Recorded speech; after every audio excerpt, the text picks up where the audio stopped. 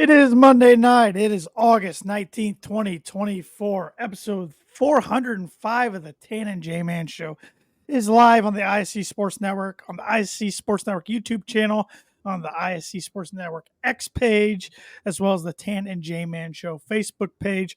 Hope everybody's having a fantastic start to their week. How we doing, J Man? I'm doing all right there, T-Dog. How you doing? Doing good. It's week 0. College football. We actually have meaningful football to watch this week. I know we've had the NFL preseason the last few weeks. That's been all fine and dandy, but it's got me pretty pumped up that we got meaningful college football this week. Of course, a ton of college football starting next week as week 1 starts, and that this week is the last week of the NFL preseason. So finally starting to get into the good stuff. Yeah. I saw that there was I think this Saturday starts a string of 45 straight Saturdays with at least college football, college basketball, college baseball being played. So, kids are going back to school. Cooler weather's hopefully on the way. It's not bad here. It's not supposed to be too bad this week, it sounds like. But, fun time of the year. Yeah, it's a little cooler weather. I know this weekend is supposed to, I think, get up to 90 on Sunday here, but I was just reading something. The low Tuesday night / Wednesday morning here is supposed to be 46. Dang, that's got to be close to the record low. Yeah.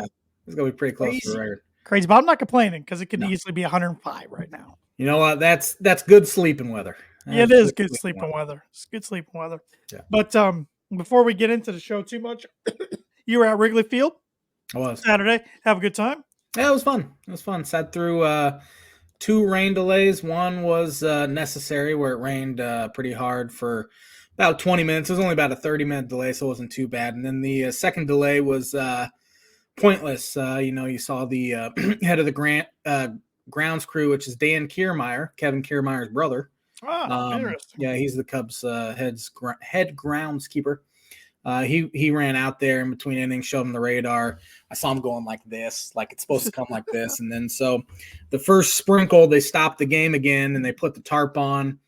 It sprinkled a little bit, stood there for 15 minutes, pulled the tarp, and they were good the rest of the day. So that was kind of annoying. And it knocked out Justin Steele after just 2 innings. If that delay wouldn't have happened, Steele probably would have stayed in. So that was kind of annoying. But, pretty good time. They got the dub. Had good seats. So Wrigley is my happy place. Was that the first time this year you've been? Yeah. It's the first time since July of last year. I haven't been to too many. Okay. Here recently, which it's ironic. It felt like I went to more games when I lived 2 hours away than did. Of course, I have a kid now, so exactly. A little more difficult, but had a good time. You got some birdie or bogey for me this evening? And what's the overall tally on the year? Do you have We are tied at 5 over. Of course we are.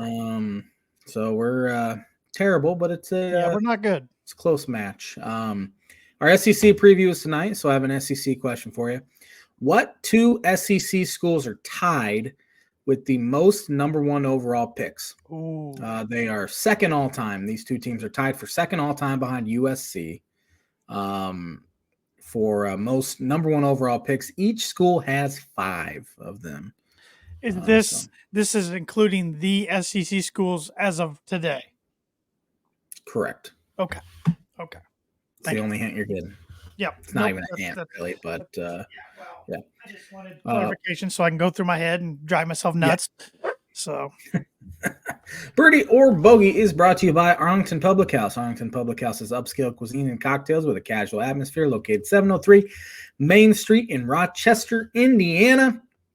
Starting after Labor Day, they will have new hours at the Arlington Public House. They will be closed Sunday, Monday, Tuesday, and Wednesday, open from 4 to 9 on Thursday, and open from 4 to 10 on Fridays and Saturdays, which really most of their weekends, they have incredible specials. Yeah.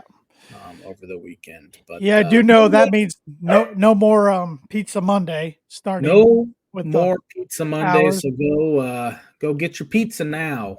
But they are having Taco Thursdays instead of Taco Tuesdays. I do know that much. I like to switch up, Too many people have Taco Tuesdays, and I Yeah. don't know where that originated. Really, the first person I ever heard call Taco Tuesday was LeBron James. Yeah. 2020. He was saying all the time. Yeah, and I know it's been a saying forever. Mainly white people like to do tacos on Tuesdays. I'm a big fan of all tacos, white people tacos, traditional, authentic tacos. Just give me a taco, I'll eat it. Hey, he's not lying, people. I've seen him eat a lot of tacos. Big fan. Yeah. Big fan. Yeah. So, but go into Arlington Public House. Tell them Tan Jamin just sent you. Get some good grub. Sir. Get some good grub. But, I know we hit on it earlier that you were at Wrigley on Saturday, but the MLB is getting kind of interesting. Yeah. There's some division races that are more interesting than others, but getting closer and closer to the playoff time. Yeah. Before we talk about that, I wanted to do my jersey thing because you always ask me, see any cool jerseys? Yes. And, I've never seen the Blue Jays play. And so I was hoping for some good ones. A lot of Vlad Jr. Sure. A lot of George Springer. I saw some Bo Bichette's. Any Vernon Wells? That's the one person that I'm like, man, I really want to see some deep cuts tonight, like some Carlos Delgado, some Vernon Wells, some Brian Schneiders. Jose Canseco. Yeah, none of that. I saw one Whit Merrifield, which was nothing. No Joe Carters? Who? Joe Carter? No Joe Carters. No Chris Carpenter would have been cool. I know he made his name with Roy Halladay. Cardinals. No Doc Holliday. None of that. I saw a lot of lads. It was a very disappointing. And there was a lot of Blue Jays fans there too. First time they've played there since 2017. So I was hoping for some, some Vernon Wells, Carlos Delgados, but they keep it current. Unfortunately, of course, the Cubs, you see every jersey known to man. Sure. A lot of Ryan Sandberg, which it was cool because it was it was like Cancer Awareness Day, and Rhino on I think Wednesday last week announced he was cancer free. Oh, great! So, I didn't see that. Great. Yeah, fourth inning, everyone stood up, and you know that thing they hold where you put like a name on it and like that sort of thing. So we all did that, and Rhino was there, and he got a big standing ovation. So that was pretty cool. Cool. But other than that, yeah, not a lot of cool Blue Jays jerseys that I was hoping to see. What Cub jersey was the most worn? Would you say? I know it's tough to tell, but yeah, I honestly I didn't look that much at Cubs jerseys. Current team, saw a lot of Bellinger. That was it, though. I mean, there weren't really any Dansby. I saw one or two Nico Horners. No Suzuki's. The team just sucks. It's just Justin Steele. I saw one of his.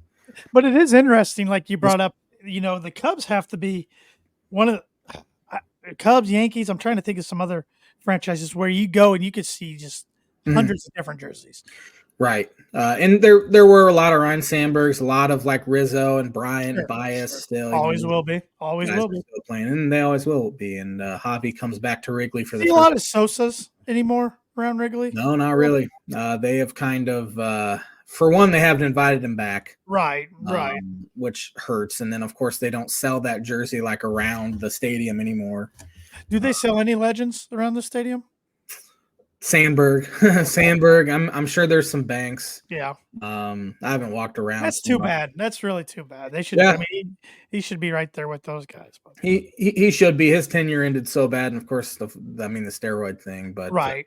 I was talking to my dad today about his tenure there. How he quit on the team. Last game of the season in 2005. He wasn't very well liked in the clubhouse anyway, and he would always have this boom box just playing like Latin music. No one liked the music, none of that. And so he didn't show up the final day of the year, quit on the team, and Kerry Wood took a bat to it and just smashed that absolute tar out of it. So tenure ended bad. But yeah, none of this stuff happened until the Ricketts got there. Like I think if somebody else would have bought the team, maybe they would invite him back. And the Ricketts say he owes the club an apology. And I'm thinking, for what? What does he owe them an apology for? He made them a ton of money. Saved baseball, really. Even if he did quote unquote owe them an apology, they didn't own the team when he did whatever they're accusing him of. So I don't feel like that's very right. I don't really understand. Yeah. Hopefully one day he'll be invited back. So he was obviously a huge part of he was a huge part of my childhood. Right.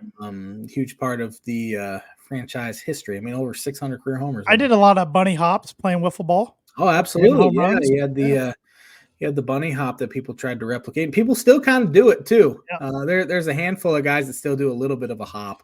He kind of had the elbow out a little bit. Yep. The elbow out. Then, Yeah. Crouched over. Yeah. His arms were So. Yeah.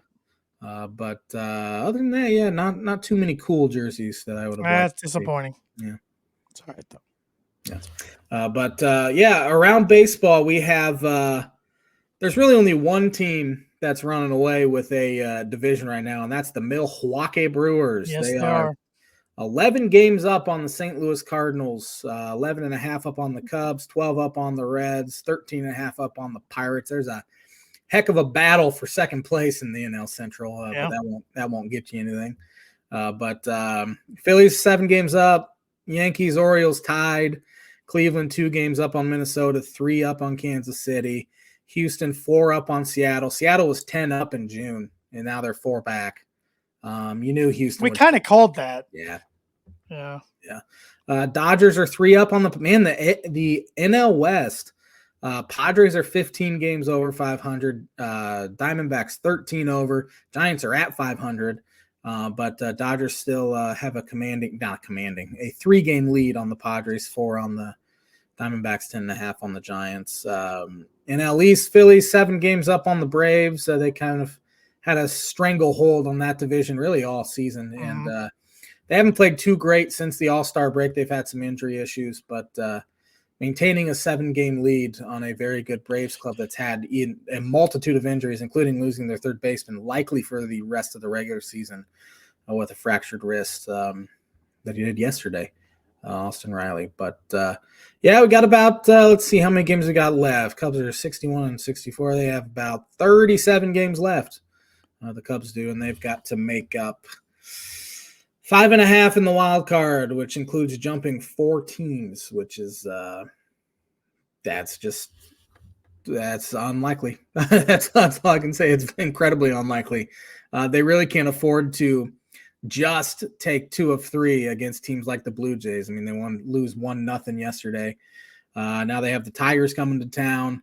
Then they go to Miami and to Pittsburgh. So you're really reaching time where you got to start sweeping series. Because I think I saw if they win every single series the rest of the year but don't sweep any, they would finish about 8 to 10 games over 500, and that's not going to do it. That's brutal. Going to get them in. So they've got to clean up on these bad teams. I think the Tigers have the exact same record as the Cubs, so mediocre against mediocre there. They do have the exact same record. And they don't play the White Sox anymore. Unfortunately, they do not play the White Sox anymore. And I know we've talked about the White Sox a lot on this podcast and just how awful they are, but it is just mind-blowing just to look at it on paper, or in this instance, a cell phone. 30 and 95 and 42.5 games out of your division. Yeah. Unbelievable. The most losses in history are the New York Mets. They lost, I believe it was 119. So, I mean, White Sox are only 24 away from that. Say there's 36 games left. Let's see. Yeah, 37 games left. They go 13 and 24, and they tie that, and that's a better win. I don't see them winning 10 more games and getting to 40. Yeah. I think they'll get at least 35. I think they win 5 more somewhere in there. But I don't know. After that, I don't know. That's pretty bad. 37 games left, man. I don't even know if they can go 5 and 22. I know. It's awful. So much for the maybe Grady Sizemore will spark him a little bit. He's 2-6 since he took over. Which is a better shout out to our buddy Aaron Lynch. There's still types of fans like him that like to watch the pregame and the postgame. So yeah, if the Cubs were this bad, I'd honestly probably still watch them because I've always watched them. It's in your blood.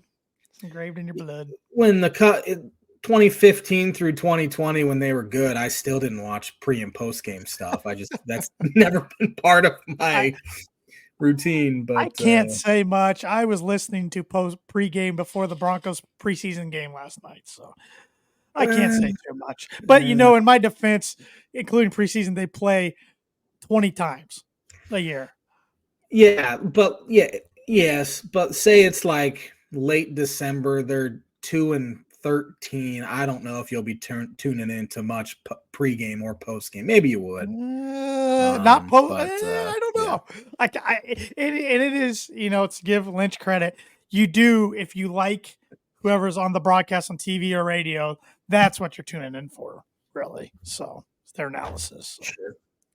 I mean, that's why, I like and the guys. it's Ozzie Guillen. So, and he's yeah. The White Sox is Ozzie Guillen, so he's gonna be he's a firecracker anyway, and he's been all over him all season. So I'm sure it's been very entertaining. Yeah, fair enough. But if you had to predict the playoffs right now on August 19th, who's getting in?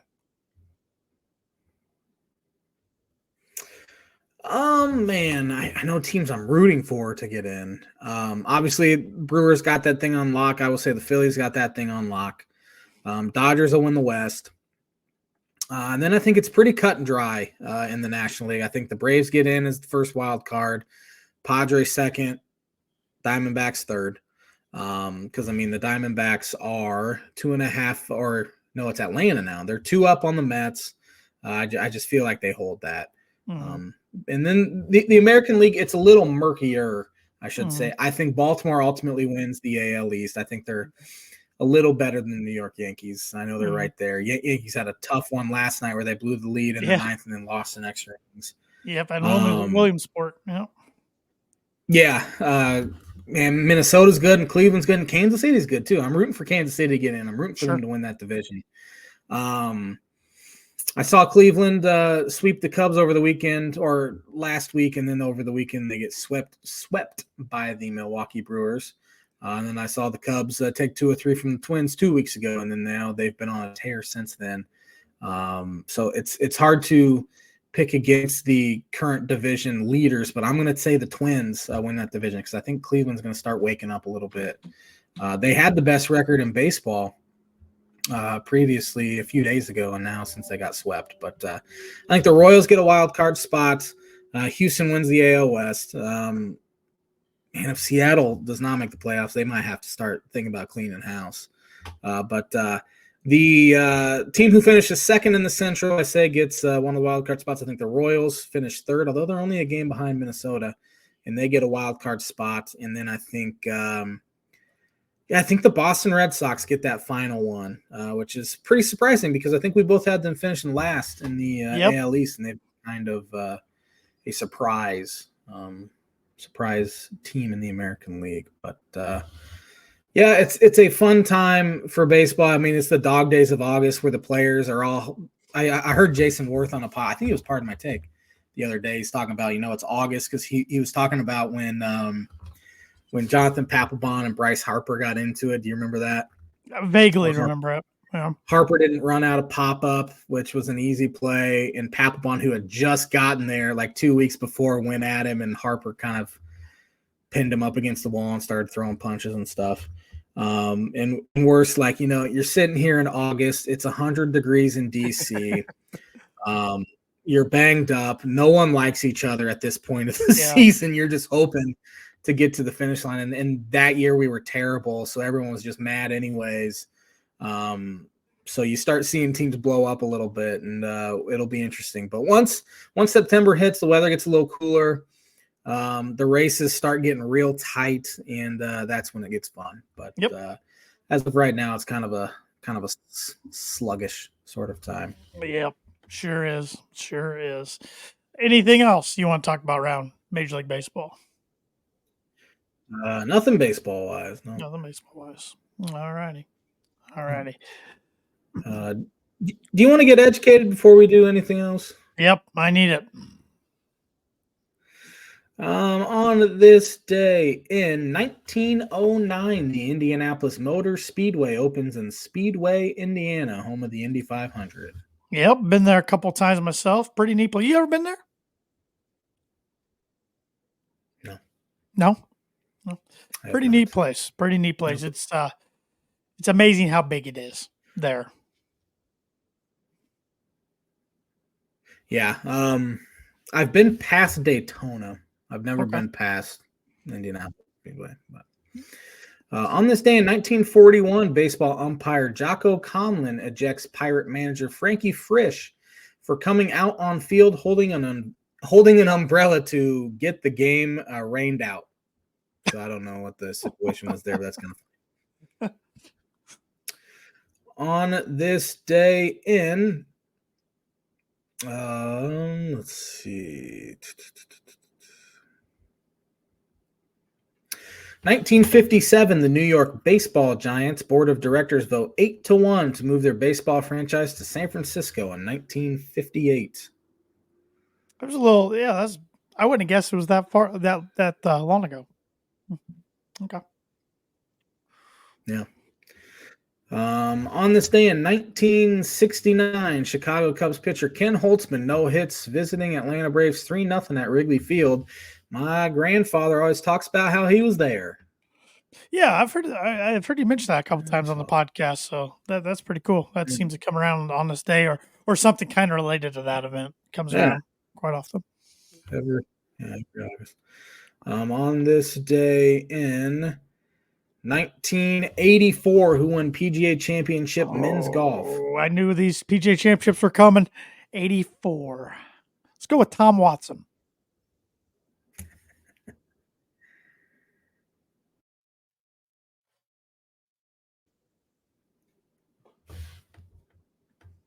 Who'd you guess? Tom Watson.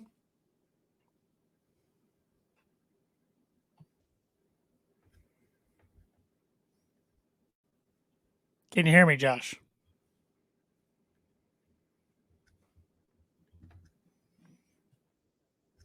Can you hear?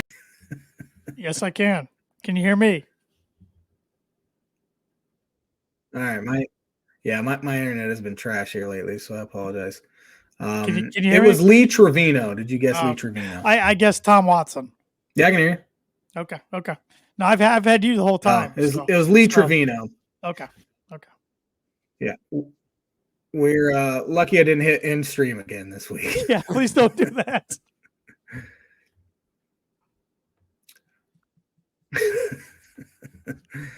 On this day in 2001, who won the PGA Championship men's golf? Tiger Woods. It was David Toms. Tiger was 2000. Yep. That's right.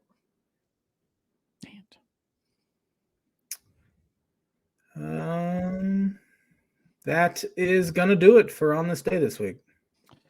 Not near as many PGA Championships as I thought or was hoping. Because I knew I was going to probably get some wrong, so I wanted to try to at least go even there. But over 2. Good job, Tanner.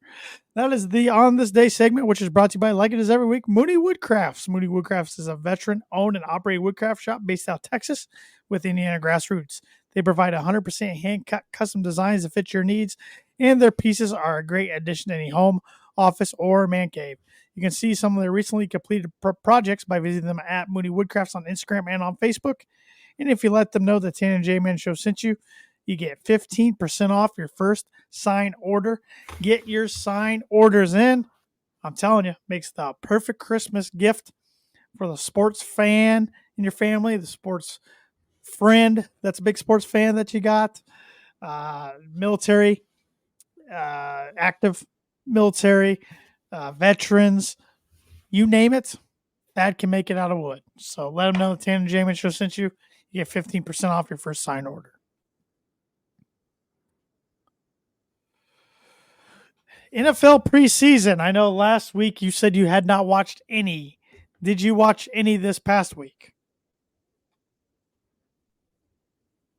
Negative. Okay. All right. Did you watch Hard Knocks? No. Okay. I find myself liking the team that's on Hard Knocks, so it's been hard to stomach the past couple years. Yeah, you would. I don't think you would find that the case this year. But so far through 2 episodes have been pretty good.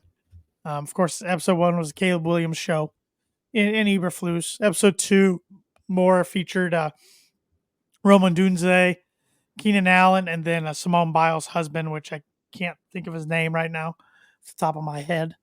So, yeah. Jonathan Owens. Jonathan Owens. Thank you. It's been fine. I mean, I've seen better seasons so far through 2 episodes, but I've seen worse so far through 2 episodes. So they always do. They do a good job. The NFL does a good job with this. And the in-season division one will be interesting with AFC North this year.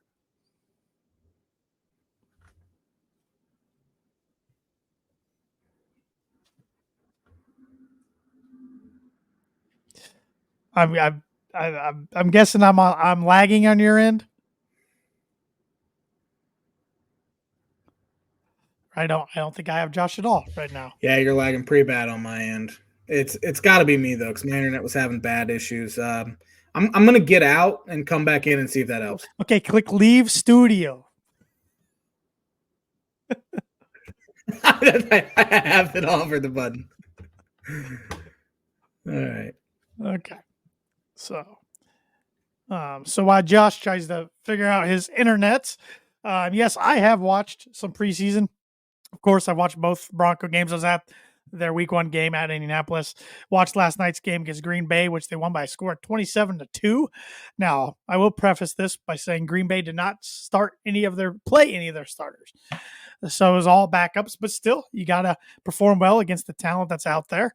And they took care of them 27-2, which if that was a regular season game, it would have been the first time in NFL history that was the final score of a game. But since it's preseason, they don't keep those things in the record books. You good now, J-Man?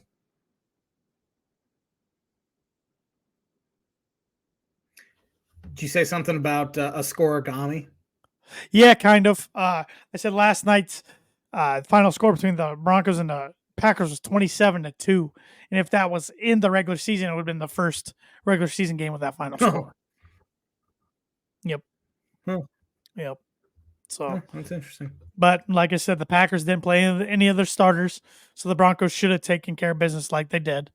But still, at least they didn't get behind like 10-0 or something, the Green Bay's second and third string guys. And it sounded like they played pretty good against Green Bay's first string in their joint practice on Friday. So I thought Bo Nix played well again. I keep waiting for Sean Payton just to name him the starter. Really not sure what he's waiting for. I think everybody knows his job, so I don't know what's going on there. Maybe he'll announce it sometime this week because I want them to go ahead and announce him as a starter and don't play him against Arizona this weekend because there's no reason to take a chance of getting him injured. So other than that, I've watched highlights here and there. I watched some of the Steelers the other night. I want to see Russell Wilson and Justin Fields play. Right. I wasn't real impressed by either one of them.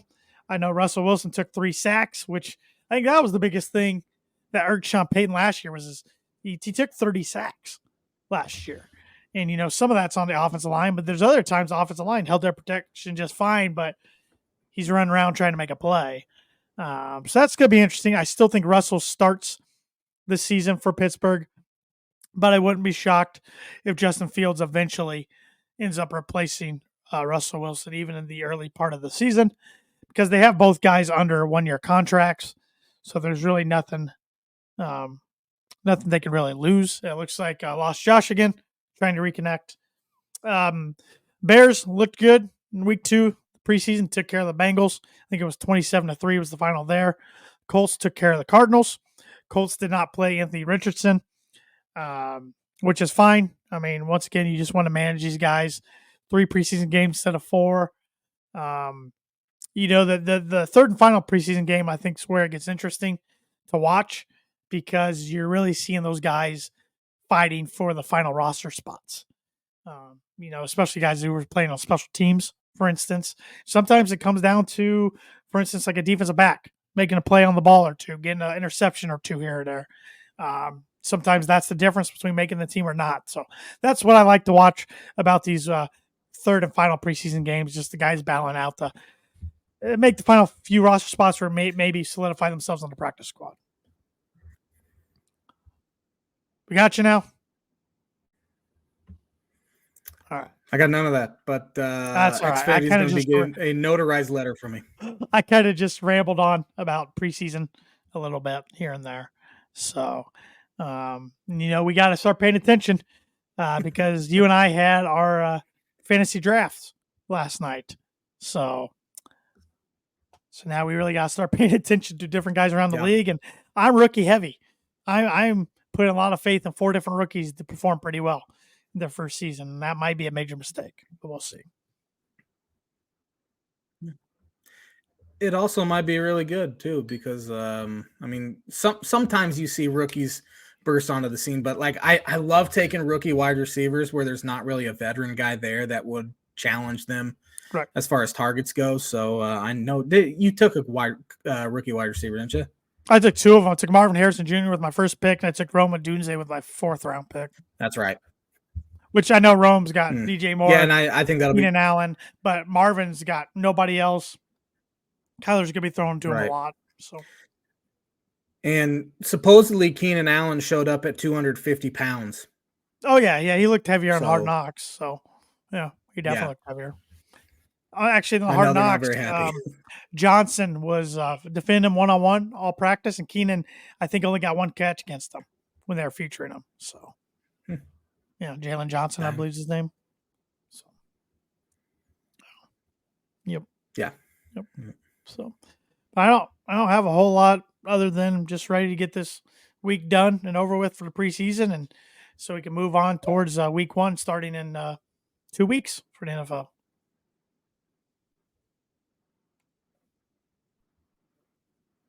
Yeah, because next week on the pod will be our Big Ten preview, and then the week after that will be our NFL preview, along with what happened in college football week 1, week 2 picks. Because that's another thing I was thinking about this morning. Yeah, it's about time to start picking games every week, even though you usually smoke me in that. But I'm out for revenge this year. It's going to be interesting come Big Ten time when we're doing 18 games we have to pick. Not 18 games, 9 games.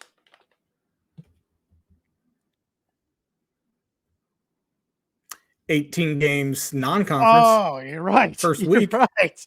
Crap, you're right. I didn't think about that. Yeah, no, you're right. I was thinking conference games. Wow. Yeah. Good math there, Tanner. Yeah. Wow. Yeah, that's yeah. That will be interesting.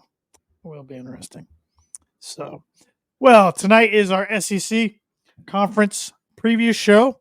And with that, I got a pick 6 segment ready for you. I went through and just picked 6, I guess, legendary quarterbacks. They can be legendary as far as SEC is concerned, or maybe just the school they represent. Starting with Tim Tebow. Timmy. Terrible baseball player. Really good college football player, though. And, he had a winning quality about him, and that's what we saw in Denver during that incredible run that the Dolphins started for him. But man, could you imagine the amount of money he'd be making if NIL was a thing in 08? Oh, he would be one of the top, if not the top guy of all time. Ever. Yeah.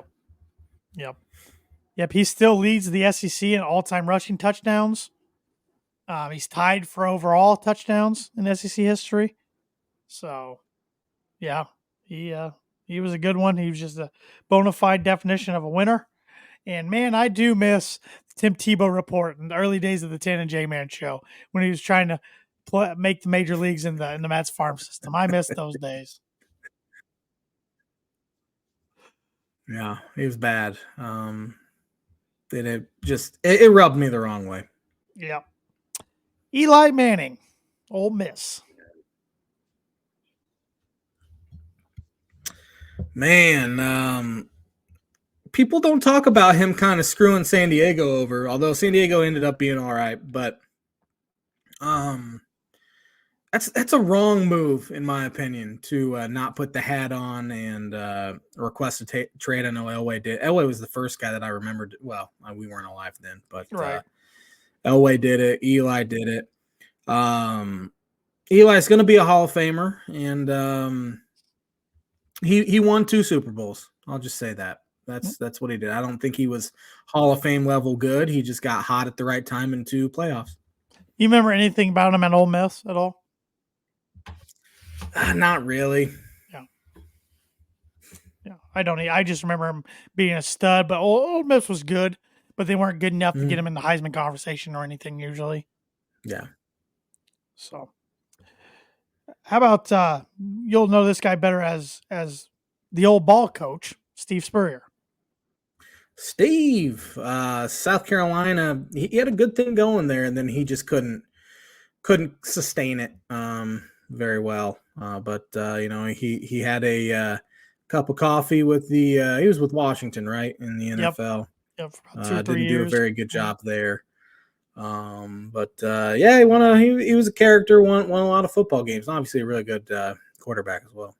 Wasn't his Washington stint in between Florida and South Carolina? Yes, yeah. I think South Carolina hired him from Washington. Yeah, after he got fired. I believe you're right. I just remember that year when he was the coach of the then Redskins. They had the different helmets during his era. They had the maroon ones with the spear. That's right. Not the Redskin logo itself. So, yep. Oh, somebody flying past your house there. Goodness gracious. It's been a nightmare here tonight. Goodness. How about the old Joe Namath? Oh, the worst player in the Hall of Fame. Threw more interceptions than touchdown. He was just a Hollywood Joe out of Bama. And he won a Super Bowl as a heavy underdog, and that's the only reason why he's in the Hall of Fame. Try to kiss Susie Kohlberg on I was gonna live say, TV too. Keep the women away from him. Man, that was awkward. All right, a few more here. How about Tim Couch, Kentucky's own? Yeah, number 1 overall pick, Cleveland Browns. I think he lead him to the playoffs in 2000. I know he was a quarterback there. I think around that I know time. there was one year or in the early 2000s they got there, but Kelly Holcomb was their quarterback. Yeah, so I don't know. Yeah, Tim was a bust. He's not known as a. It's probably because he didn't have a Peyton Manning taken after him, but he's not known as big of a bust as a Ryan Leaf, although he was every bit as bad as a guy like that. But he was obviously really good at Kentucky, and he's just putting into an impossible situation in Cleveland. And lastly, for this week's pick 6, Dak Prescott. Yeah, I remember he was getting Heisman buzz after the first 6 weeks or so at Mississippi State, number 1 in the country. Yeah, and then they kind of tailed off, lost a few games, and obviously he's had a good NFL career. But just seems like one of those guys that can get you to the playoffs, but he's not going to do a whole lot. He's never going to win a Super Bowl there, in my opinion. It's probably the year they do it. But solid NFL quarterback, not worth. No quarterback who's gotten the money here is worth $200 million. But Dak is definitely one of them. Dak's younger than us. He's 31 years old. Yeah. That makes me feel good about myself. Yeah. Yep. And that is this week's Pick 6 segment, which is brought to you by, like it is every week, Performer Print 2 Promo Group. Performer Print 2 Group Promo. All right, let me restart. I had a cough coming on, and that threw me off. Performer Print 2 Promo Group has over 50 years combined experience in promotional products and commercial print. They strive for fast and efficient response to all your print needs, so you need to look no further if you're looking for a trustworthy, dependable resource for your next trade show, company picnic, or a sales meeting. Let them be your one-source print and promotional company today by giving Barbara Van Weinsberg a call at 574-210-3815, or you can email her at barbara.vansweinsberg@proforma.com. They have a lot of things to choose from. Better believe it. Their website's kind of overwhelming in a good way. All right. We gave ourselves a little more time than we have been last few weeks on these conference previews. Yeah. That was by design. So, Jamie, go ahead. Sorry. We got about a minute per team here. So, yes. I'm guessing we're in agreement to who we think's going to win the Southeastern Conference. I think it'll be Georgia. I think so too. Yeah, Carson Beck. They're like the top 4 teams all have in mind anyway, have a quarterback that's a potential Heisman candidate. Carson Beck, potential Heisman, and number 1 overall pick. They picked up transfer running back Trevor Etienne from Florida, Travis's bro. And defense under Kirby Smart is always loaded. They could lose 9 guys to the NFL, and it's just they'll only give up about 15 points a game again. So I think they'll be very, very good. Yep, Carson Beck was my Heisman favorite to win. That was one of my 24 bold predictions for 2024. And you know what I love about one thing I do like about the transfer portal is like Purdue took four, I think, guys from Georgia. Yeah. They're probably going to all start right. for Purdue. I'm like, I'll Yeah. take their reserves that don't start all day long because it's better than anything Purdue can usually recruit. So we'll see if they play well for Purdue or not. But yeah, Kirby Smart, man, he's got figured out down there. Back-to-back national champions. They'll be right in the mix for number 3. Yeah. Dynasty. Mm-hmm. Yeah. And they were always one of the schools growing up. Clemson was the same way for me. Yeah. Very good, couldn't get over the hump. I couldn't take them seriously as a national championship contender. Now those two have really flipped the script last decade. Yeah, once they finally got that first one, felt like they were going to win multiple more, and they did. Yep. So. Well, and Georgia's an amazing play by Tua away from having another one. That's right. Yeah. Yep. Yeah. So. Who do you got finishing runner-up, losing to them in the SEC championship? I have Alabama.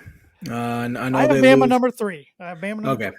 I know they lost old Nick Saban. Kalen DeBoer is there now. I think we'll see a much more a significantly different style of offense than we're used to seeing under Nick Saban, where they just pound the rock. I know they've had some good quarterback play here the past couple of years with Tua and Mac Jones and even Jalen Milroe, who is a potential Heisman guy. I know Jalen Hurts was good for him too. And Hurts too before he transferred to Oklahoma.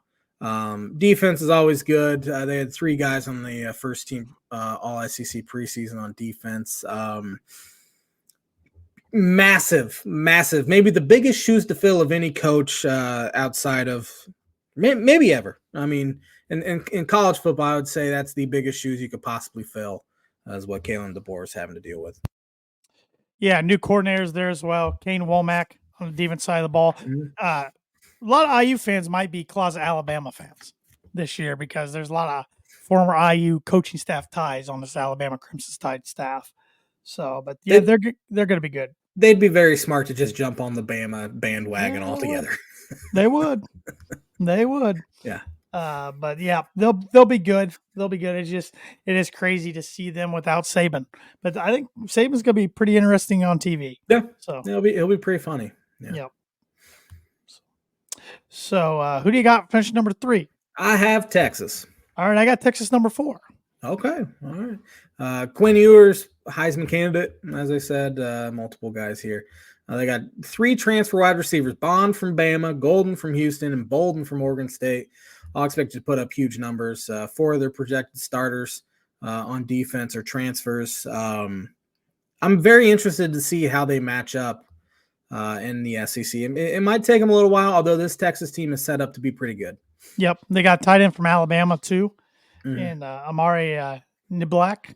So, yeah, they're going to be good. I mean, their running back, C.J. Baxter's returning. The line's amongst the best in college football. 4 starters out of 5 returning on the offensive line, including left tackle Kelvin Banks. Sarkisian finally got over the hump last year, winning 12 games. They literally were back. I mean, I know years ago, Sam Ellinger, after winning the Sugar Bowl, said, "We're back." Well, they weren't, but now they are back. And I know we say this a lot, that we don't like when people say college football is better when X is good, but Texas, you could fill them right in on that blank. Yeah, and they are a traditional power. I mean, yeah, a lot of tradition there. But I got them finishing 4th. Good. So I'm guessing who you have 4th. I might have a runner-up. Ole Miss. Okay. Rebels. Yeah, Jackson Dart, another potential Heisman candidate. They did lose Quinshon Judkins to Ohio State, but have Ulysses Bentley, the 4th, 5.7 yards per carry last year. Both starting wide receivers, Watkins and Harris, are back. Also, they got a transfer from South Carolina, Antoine Wells, who had 928 yards in 22. Defense is kind of middle of the pack. 6 of their projected starters are transfers. But old Lane Kiffin, he was ahead of his time, or he was hired too soon, I would say, by a bunch of guys, and now he's a good football coach. Yeah, and I think he's found his fit there. I don't really see him leaving. He's probably had opportunities the last few years for a few other jobs. Right. I mean, just the fact that he wasn't real interested in Alabama kind of tells you what you need to know down there if you're a fan of the Ole Miss Rebels there in Oxford, Mississippi. So, yeah, they're definitely I remember at one time when them and Mississippi State were always battling out for who was the better school in the state. Mhm. Now one is head and shoulders better than the other. Yeah. Yeah, significantly so. Who do you got number 5? I have Louisiana State. Me too. Brian Kelly and his family. And you know, I will say this about Brian Kelly. We do not like him. We don't think he's a good human being. He is a good football coach. Yeah. They've won 10 games back-to-back seasons, but now it feels like the pressure's ramped up for the LSU team. Yep. Yeah, year 3. I'm sure it will feel like top 4 or bust in the SEC this year.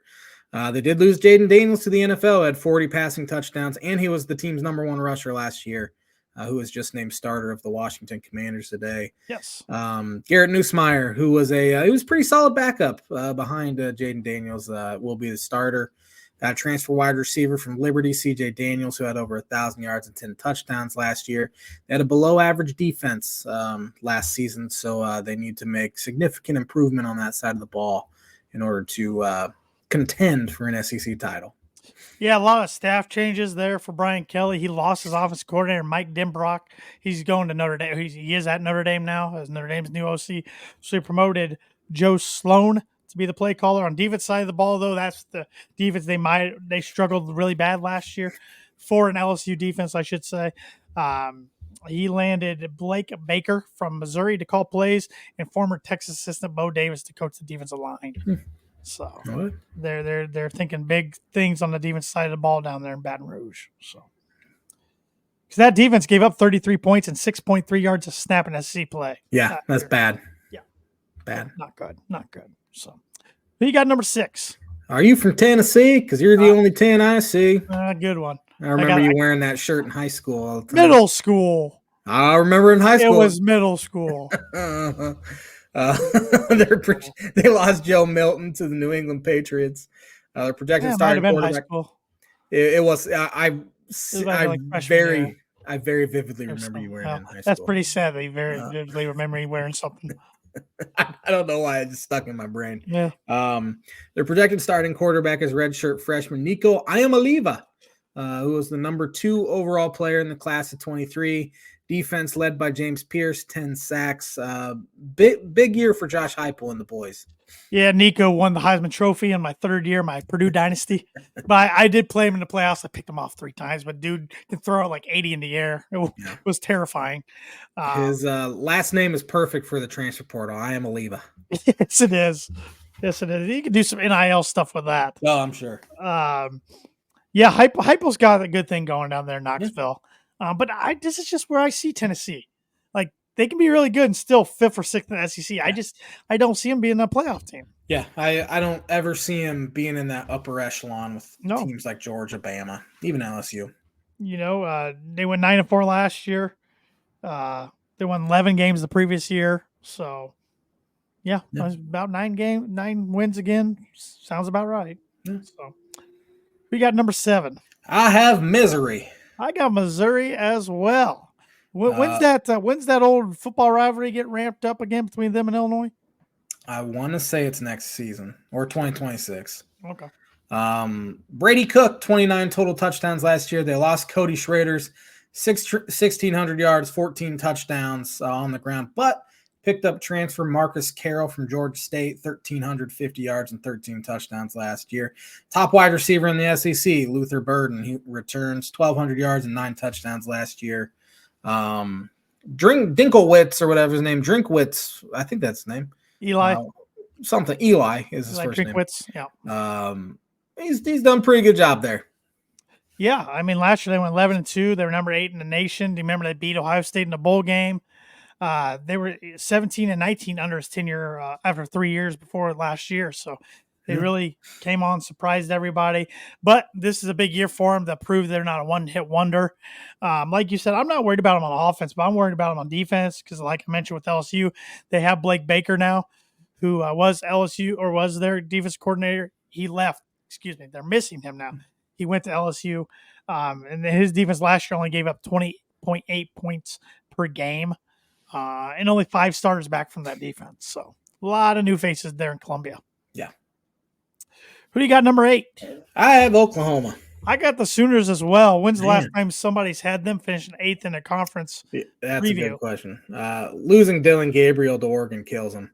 They did get transferred from Purdue, Deion Burks, though. So Yep. He was Purdue's number 1, but he's probably fits in better as like a number 3 out of Oklahoma. Defense led by Danny Stutzman, Billy Bowman. Just middle of the pack. Yep. Yeah, Brett Venables, I still don't really know what to think about him. I mean, he did go from 6 wins year 1 to 10 last year. But I don't know if they're going to win 10 games this year. I don't see it. Yeah. So, yeah. We got number 9. I have the Auburn Tigers. I got the Texas A&M Aggies. Auburn 6-7 in Hugh Freeze's first year. Peyton Thorne returns. I don't know if that's a good or bad thing, honestly. Old Spartan. 3 new guys are their projected wide receivers, led by Robert Lewis from Georgia State. And they have Jarquez Hunter was their running back, 900 yards rushing last year. Auburn hasn't been that good here recently. Yeah, new Divas coordinator is DJ Durkin, old Maryland head coach. Yeah. They did not end last year well. They lost to New Mexico State, then lost the heartbreaker to Alabama, and then they lost to Maryland in Music City Bowl. Oh man, that Alabama one was bad. Yeah, so that was bad for Auburn, but they'll be talented. But we'll see. I don't. That's why I got them 10th. I don't see them finishing above that. Yeah. Who do you got 10th? I have Texas A&M finishing. All right, that's where I got 9th. Yeah. Mike Elko, new coach. We talked about him a few weeks ago because season opens up at College Game Day at home in College Station against Notre Dame. He comes over from Duke. Duke was 5-18 prior to Elko's arrival there. So then they went 16-9, 2 years under Elko. So Connor Wiegman was solid as a freshman last year, quarterback, and they need him to be very good if they want to finish in the top half. Could be a rebuilding season. Well, Wiegman got hurt. He didn't play much last year. Yeah, he missed most of the 2023 season last year. Yeah, so they should be a lot better with him back. But Ruben Owens is back. I remember he was a big deal. He was a 5-star commit to Louisville, and Louisville was all about him. But then he flipped last year at the last minute. Went to A&M. He also got hurt last year. So Musa Muhammad III. Oh man, their number 1 target. Goodness gracious. Yeah. Another one. Yep. On defense side of the ball, Aggies only gave up 23.1 points per game last year, but they struggled against teams with a winning record, allowing 34.2 points per game in those games. Strength of the group rests up front. Purdue transfer Nick Scorton should raise havoc. I mean, he raised havoc at Purdue, but I still wouldn't doubt to see his numbers go down a little bit. I think, part of Ryan Walter's system is those edges can eat the quarterback, and that's what he did last year. But I look for him to potentially be a first-round draft pick from A&M. So A&M is not Purdue fans' favorite program. They took him and tight end Garrett Miller away from Purdue. So 2 Texas boys there. But a lot of talent there, just a lot of gaps to fill in there for Elko in his first year. But big week 1 against Notre Dame. I have Kentucky finishing 11th. I do too. Yep. Disappointing year last year, 7-6. They have transfers all over the offense. Brock Vandegrift is projected quarterback who backed up Beck at Georgia. DeMontre Trayanum, who's a running back from Ohio State, was their backup last year. Had a pretty good year backing up there. And wide receiver Jay Macklin from North Texas had over 1,000 yards and 11 tutties. So with transfer portal and NIL, it might be a little difficult for Kentucky football to kind of gain some ground on these teams. Yeah, new office coordinator coming over from Boise State, Bush Hamdan. Hopefully he can get them going a little bit because he led Boise State's offense at 32.1 points per game last year as their signal caller. I'm looking at their schedule. They got a lot of swing games that are at home. That might help them. In swing games, I'm considering South Carolina, Auburn, and Louisville. That's 3 big swing games if they want to make postseason. So having those all at home should help. Yeah. I have Florida finishing 12th. I got the Gators as well. I saw a list today from Bet Online that had Billy Napier as the highest odds to be the first head coach fired. Huge year. They fired Dan Mullen after he won 10 games a bunch of years, When they fired, what was his face? McElwain. McElwain, yeah. Even though he wasn't great, he still got him to 2 SEC championships. Yeah. Fired him, and good old Napier here is 11-14 to start his career in Gainesville. Terrible. Yeah, if they finish under 500, he's gone, I would imagine. Yeah. Graham Mertz is back. Not sure if that's a good or bad thing. Their top running back returns. They got a couple transfer wide receivers, Badger and DK. Defense was bad last year, 27 points a game. So gave him 33.6 points per game in SEC play. SEC play, yeah. Not going to win games so, could be rough once again, and I think Napier's done. Yep, me too. I have South Carolina finishing 13th. I got them 14th. Shane Beamer was on that list as well as one of the highest odds. Redshirt freshman Lenora Sellers, projected quarterback. Transfer running back Raheem Sanders from Arkansas had 1,400 yards, 10 touchdowns in 2022, dealt with injuries last season. His nickname is Rocket Sanders. That's pretty cool. Yeah, that's pretty cool. They shouldn't be very good, honestly. No. And they lost KJ Jefferson to UCF. So that's going to hurt. That's going to hurt. So who you got 14th? Arkansas. Huge year again, Sam Pittman, who has 11-14 record. Yeah. KJ Jefferson played there at Arkansas. He did. South Carolina. South Carolina was that guy from Oklahoma. Was his name. The heck was his name? Spencer Radler. Yep, you're right. But yeah, Jefferson left to go to Central Florida. UCF, yep. Taylon Green from Boise's projected starter, threw 11 touchdowns, 9 interceptions last year. So it's not looking good this year for Arkansas. And I think Pittman's probably gone too. Pittman's 4-12 in SEC games. So yeah, that's not going to get her done. No. So what do you expect when you hire an offensive line coach as your head coach? Yeah, I mean, offensive line coach. He was at Georgia. Could be a really good head coach. They guys got to surround themselves with a really good staff. Yeah, Sean Clark does a good job at Appalachian State, and he was off. And Arkansas is a really tough SEC job too. Yeah, it is. Mean, I know they had some good success under Houston Nutt, as well as. So what you're saying is they're going to turn into more of a basketball school with Calipari now. I think so. Honestly, their basketball program's been a little better here the past. 10 you got years. Jerry Jones in your back pocket and John Daly. I know. With an NIL. Yeah. Mississippi State, I got finished in 15th. Yep, me too. New coach Jeff Lebby, who was offensive coordinator at Oklahoma. It'll be a rebuilding year. Transfers all over. 12 Only of the 2 starters coming back. Yeah, 12 of the 22 projected starters are transfers, led by quarterback Blake Shapen. So could be a rough one down there, Mississippi State. Yeah, the cowbells aren't going to be ringing down there in Starksville too often, I don't think. No. And lastly. Yeah, Vandy's head coach Clark Shea was also on that list of potential guys to be fired early. That's a really tough job with the NIL conference realignment. He's 0-8 in conference play the last 2 years. Yeah, 9-27 overall. 2-10 last year when they were having stadium renovations where they literally had like I don't know, some sort of machine holding up a jumbotron and it was swaying in the wind. It was so bad. Really bad. I don't see them being much better than 2-10 this year either. They'll never do anything to SEC. They weren't going to anyways before the transfer portal in NIL era, but now factor those in and diminishes it even more. So. Yeah. All right, we survived. I survived the technical difficulties with my internet, and I'm very happy for that. But got through 1 stream file this week, not 2. Although I had to jump off a few times, so maybe next week will be a better week for us because it's been a little rough for the J-Man in particular. Can you name the 2 teams that are tied for second or?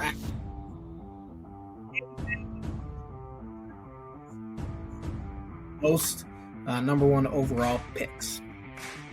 2 teams that are tied for the most number 1 overall picks in the SEC. Let's go with. I started music way too early. Let's go with Alabama. Okay. I'm not going to tell if you're right. I know. I'm trying to think. I'm going with the newcomer. I'm going with Texas. You were wrong on both accounts, my friend. Awesome. Georgia with 5. They had Trayvon Walker and Matthew Stafford, and then the other 3 are from 1953 and that's older. why I wouldn't got that. And then you asked the question, you took Texas, Oklahoma. But it's Oklahoma. Yep. Kyler Murray, Baker Mayfield, Bradford, Billy Sims, Leroy Selman. Yeah, that makes a lot of sense. I'm mad at myself. I am the worst. I'm 6 over par, and I'm calling it a night. Thanks for watching the Tan and J-Man Show. We'll be back at her next Monday with our Big Ten preview, and we get to pick some games next week, so that'll be fun. Have a fantastic week, everybody.